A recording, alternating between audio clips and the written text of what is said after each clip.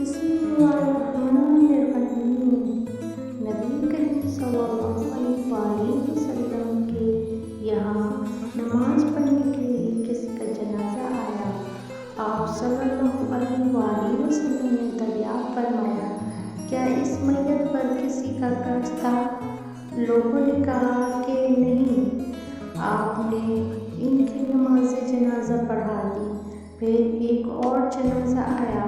آپ نے دریافت فرمایا، میت پر کسی کا قرض تھا؟ لوگوں نے کہا کہ ہاں تھا۔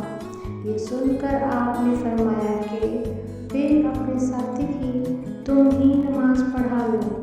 ابو قتادہ رضی اللہ عنہ نے عرض کیا، یا رسول اللہ، ان کا قرض میں ادا کر دوں گا۔